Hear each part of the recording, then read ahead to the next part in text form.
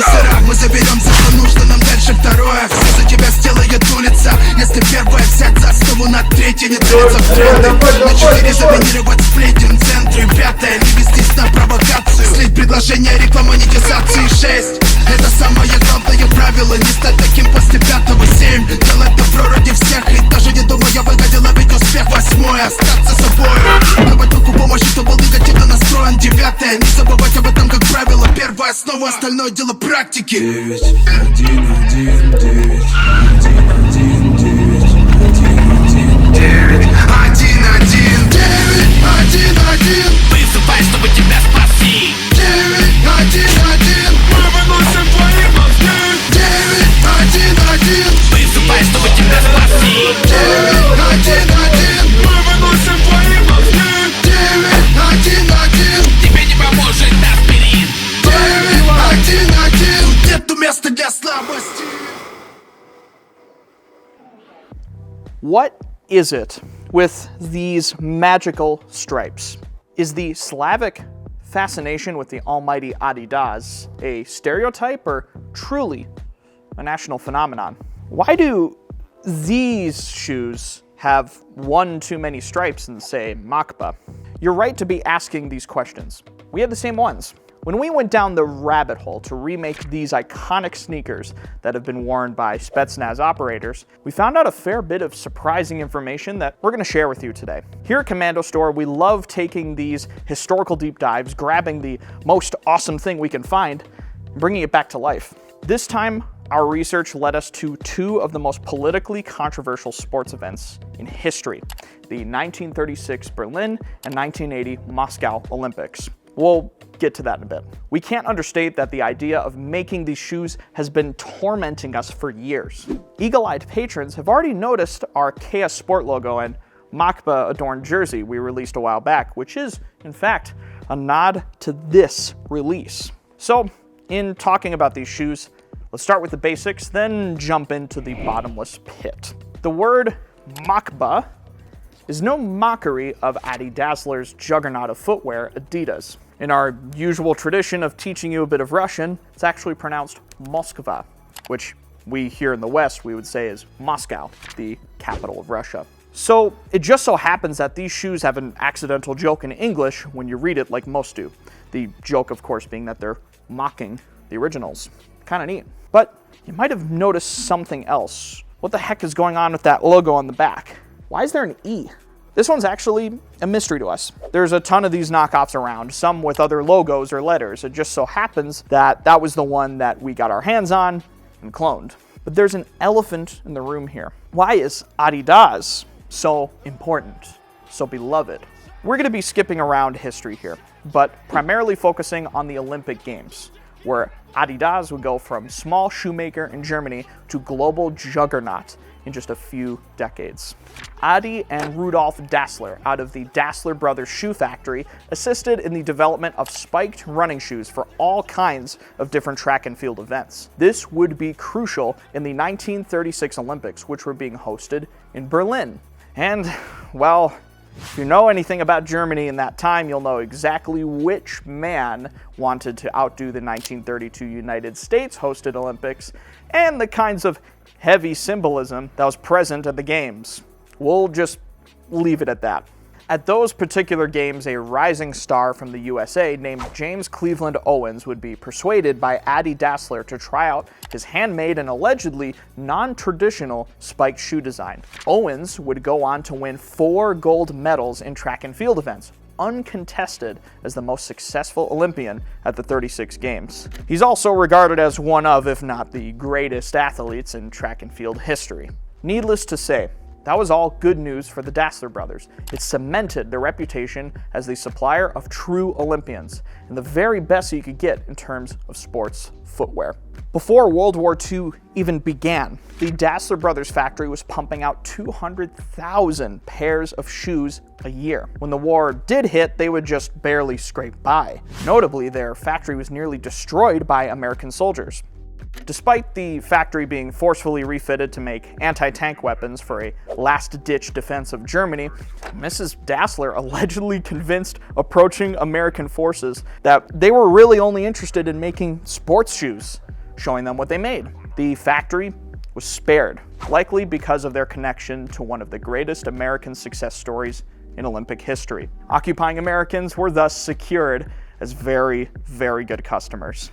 It seemed like Adi couldn't be stopped, no matter that Puma, being run by his brother Rudolf, split the business in half. Adidas was in the empire-building stage of their business, and they weren't afraid to take on interesting customers. Fast forward to the 1980s. The turbulent post-war world was now a nuclear standoff between the US and Russia. The Olympic Games and sports in general slowly grew into a stage for fierce competition between the superpowers and their allies, and boycotts would shred the concept of a single place for the world to compete. As the Olympic Games were to be held in Moscow, protests among Americans erupted, and in typical American fashion, we merchandised the ever-loving crap out of said protests and boycotts. Thing is, some of these designs actually go hard. So, along with our Mockbas, we're actually releasing a few of the pieces inspired by the OGs that we really liked. In addition, we've also remade a Mockba jacket inspired by the one that appeared at the Games. We're always down for a little merchandised anti-communism. And speaking of almighty capitalism, it's my duty to inform you that if you are intrigued by historical content deep dives like this, you really need to sign up for Commando Pro, our free mailing list. By doing so, you'll unlock perks like special discounts or deals during our biggest sales, and a permanent 1% off that stacks with any other coupon or promotion that we run. So instead of lame ads in your inbox, you'll get a serving of history, humor, and reap the perks. Just head to commandostore.com/pro to sign up and see what it's all about. But back to the 1980 Olympics. Here's where the holy trinity of stripes rears their head once more. Adidas represented the world's finest athletes from all countries.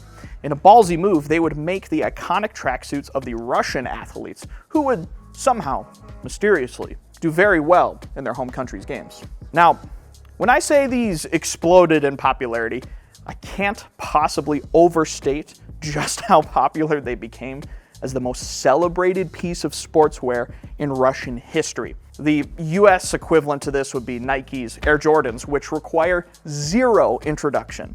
The people of the former USSR would adopt the tracksuit not only as a piece of sportswear, but as leisure wear, something to wear shopping, on the train, hell, sew the damn stripes onto your favorite suit. And, as we all know, the gopniks, or underprivileged hooligan youth of Russia, would basically make it their identity.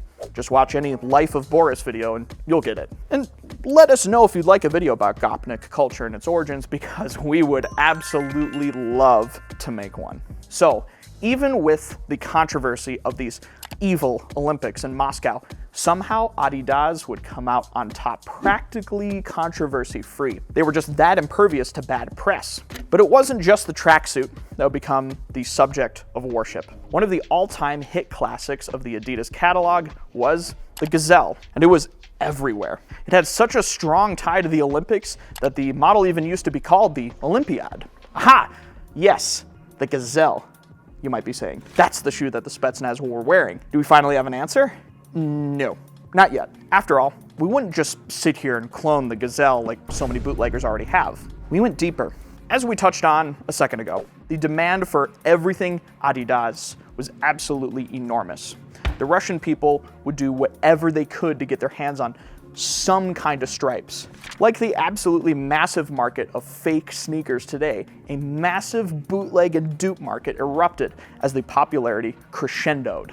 And oh boy, were there a lot of bootlegs. Even back in the day before China was basically one giant bootleg machine. Knockoffs came in all varieties, some with 4 stripes, some with 2, and a particular kind of sneakers that bore a resemblance to the bestseller blue Gazelle, suede and all, with those big white stripes on the side. But Adidas wasn't going to let anyone steal their thunder. On a few recent occasions, the sportswear giant used its massive legal team to absolutely dunk on anyone trying to use the white stripes like they do.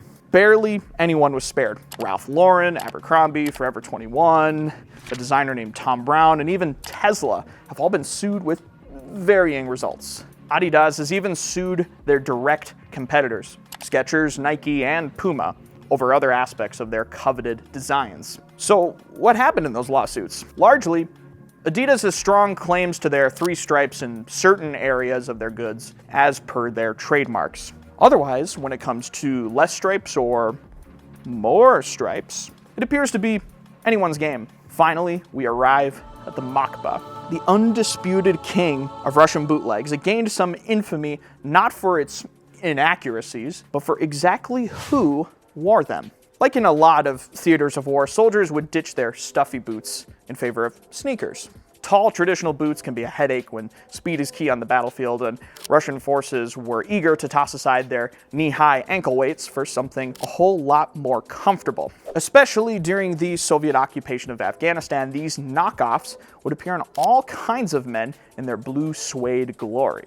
Mockba shoes seem to rear their head in all kinds of historical photos of Russian guys doing all sorts of insane things. One of our top favorites is this one, with a police officer in a pretty crazy camo pattern kicking a door down. This one, although iconic, we later learned was actually taken at a Milsim event and appears to try and copy the real original. Mockbas gained grail status among many sneakerheads and military cosplay cloners. Whether or not they're better than the Gazelles isn't even a question to us. They're just that iconic. You can fight us on that in the comments. We had to get some for ourselves and see what the fuss is about. So when we finally managed to track down a pair, we realized there's a major problem. They're awful. Just like our initial reaction to the Gorka suit, I found the experience pretty disappointing. we weren't too impressed with the Russian craftsmanship or so-called ergonomics of the originals. So we decided we would do it right, while still being an homage to the bootleg. The result is, well, a much better shoe, that's for sure. We even went out of our way to make sure it's not made in China. So, quality is quite good. Unlike the Gorkas, or many of the other homages we've made thus far, you really can't get Soviet Mockbas unless you look really, really hard. In the interest of not wanting to, we've turned on a new production line and made them actually wearable with high quality materials and a completely bespoke outsole. We go into the tech specs of the shoes and how we made them on our site. Just head to KommandoStore.com/Mockba to see for yourself. Otherwise, that concludes the story of the Mockba. Maybe now you can see why we remade a bootleg of such a legendary shoe. If you like this story, we'd highly encourage you to tell us what you think in the comments, leave a like, and of course, subscribe to our channel. We're always cooking up content like this about obscure subjects and going the extra mile to make the unobtainium obtainable. We'll see you next time.